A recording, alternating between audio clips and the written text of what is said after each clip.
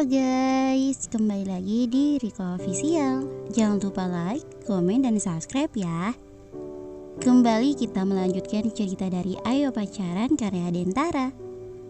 Bengong terus, Latifah menoleh saat Kinan menepuk pundaknya. Tiba-tiba ia tersenyum tipis dan kembali pada pandangannya menatap langit malam.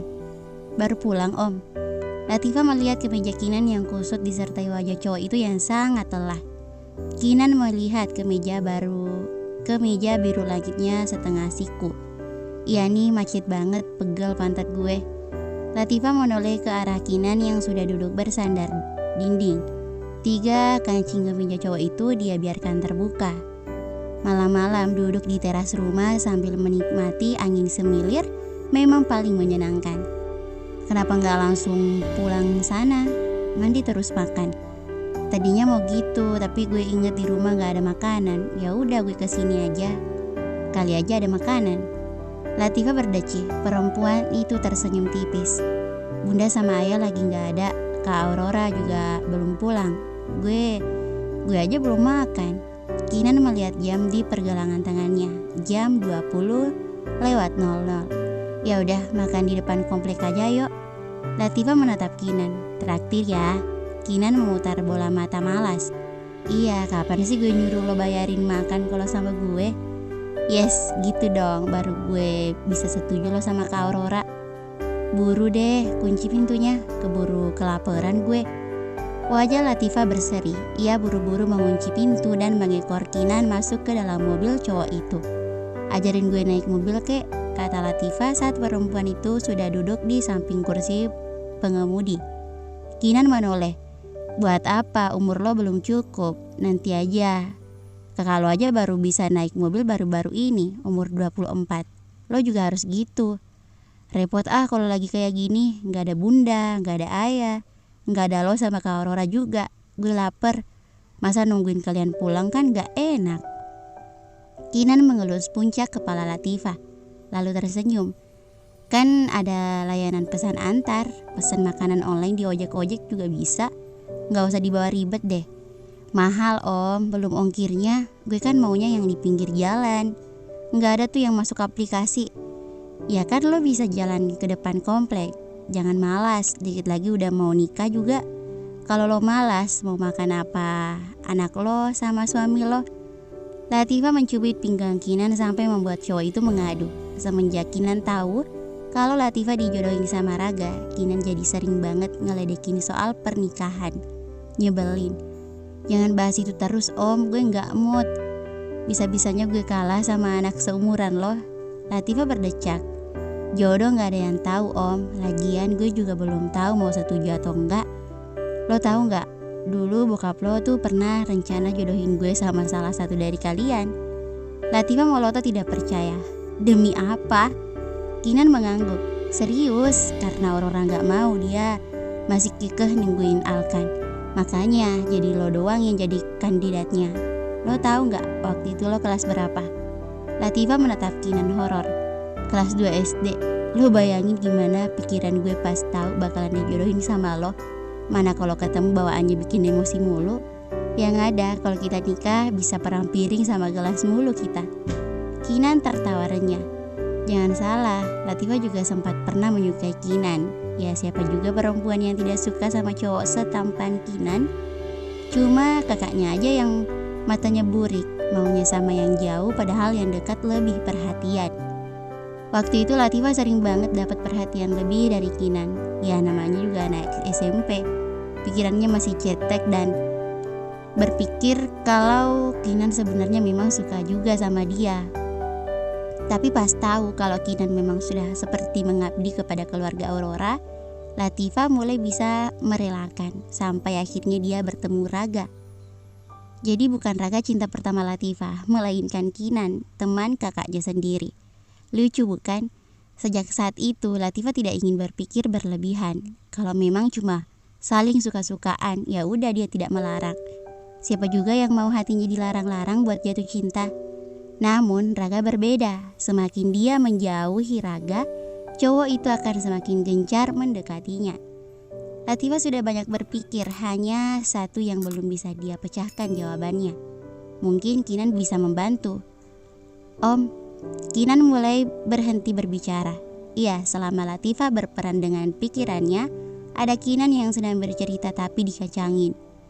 Kinan menoleh. Kenapa?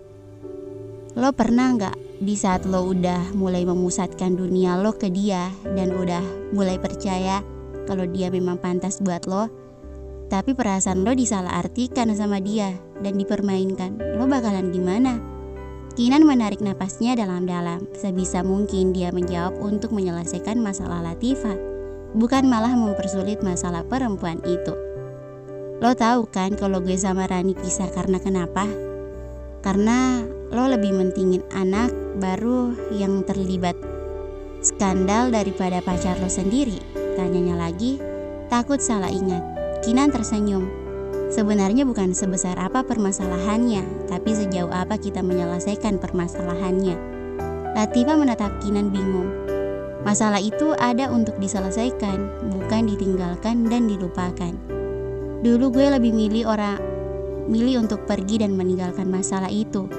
Gue gak memperjuangkan haknya Rani untuk cemburu dan kembali ke dalam pelukan gue. Gue malah sibuk nyari kesalahan Rani yang bisa gue jadikan tameng kalau dia lagi-lagi nyalain gue. Latifah masih memandang Kinan dengan serius. Turun dulu, udah sampai. Latifah mengikuti Kinan yang menuruni mobil. Perempuan itu langsung mencari tempat untuk keduanya. Sedangkan Kinan langsung memesan nasi goreng untuk mereka. Lanjut om, tagih Latifah saat Kinan baru saja meletakkan kunci mobilnya di atas meja. Kinan tersenyum.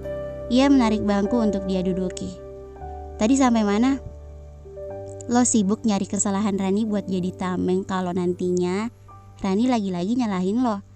Nah iya, gue terlalu fokus sama itu.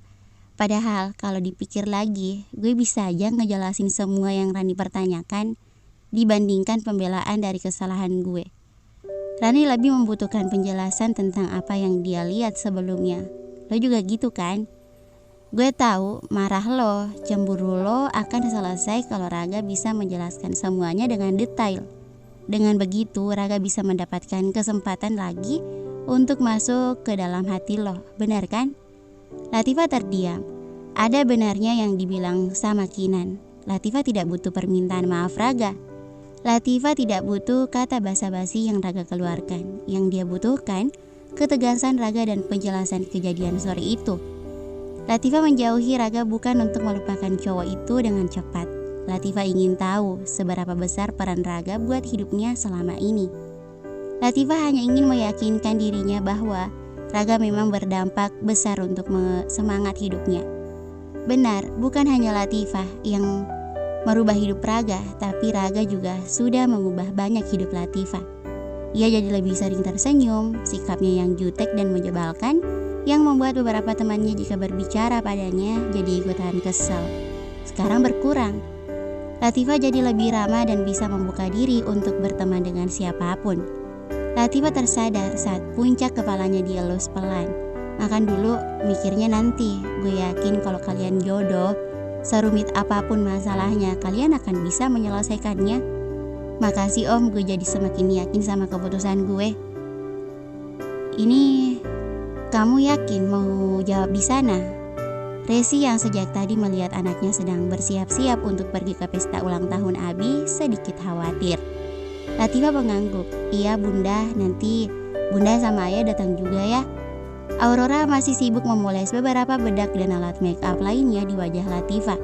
Ya udah, apapun keputusan kamu, bunda akan selalu dukung kamu. Lagian cowok di dunia ini gak cuma Raga. Kamu bisa dapat yang lebih baik dari Raga. Latifah melihat pantulan dirinya dari kaca. Ia menatap kotak perhiasan yang Raga berikan malam itu. Benar kata ayahnya, kalau memang dia tidak ingin menyetujui perjodohan ini, bukankah seharusnya dia memberikan jawaban yang pasti untuk Raga? Setelah siap, Latifah pergi dulu ke rumah Raga, ditemani Kinan yang juga berdandan sangat serasi dengan dirinya. Malam ini Latifah harus bisa memberikan kepastian kepada Raga dan hubungannya. Hanya butuh 30 menit untuk bisa sampai di perumahan yang Raga tempati. Dari luar, Latifah sudah bisa melihat perubahan pada rumah ini. Sudah didekor dengan sedemikian rupa. Di dalam juga sudah ramai.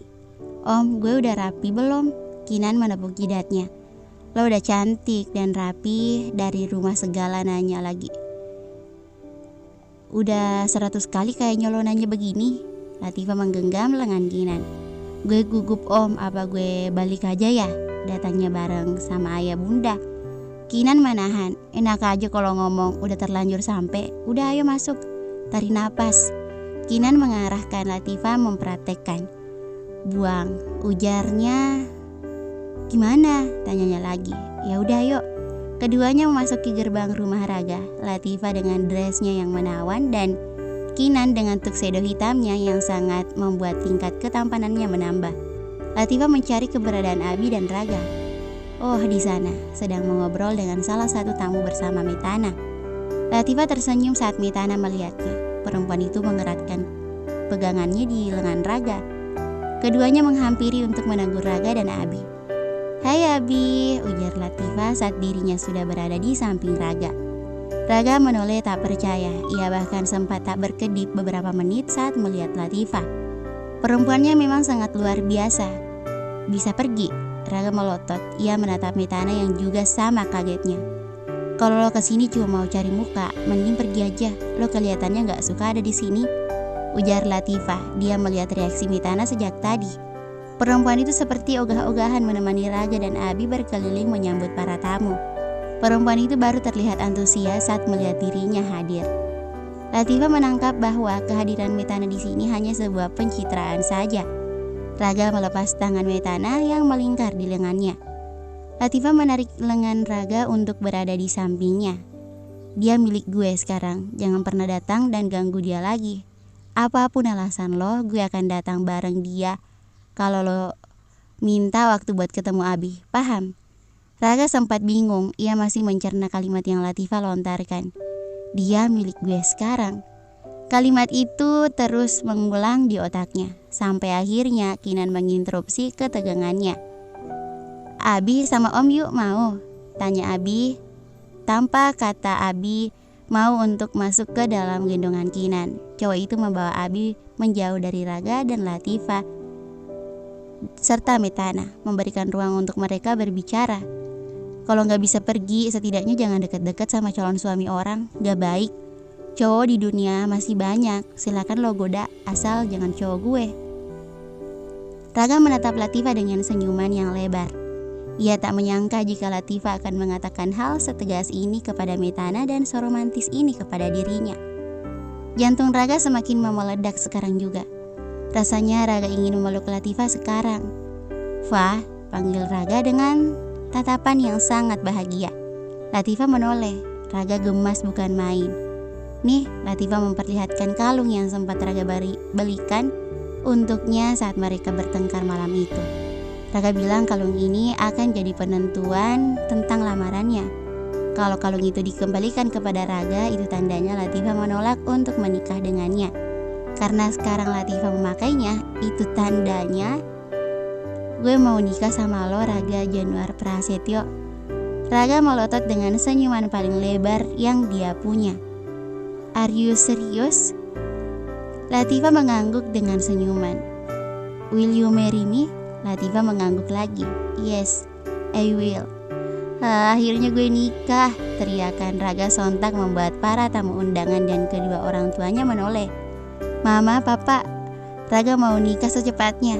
Kalau bisa malam ini. Latifah tersipu malu.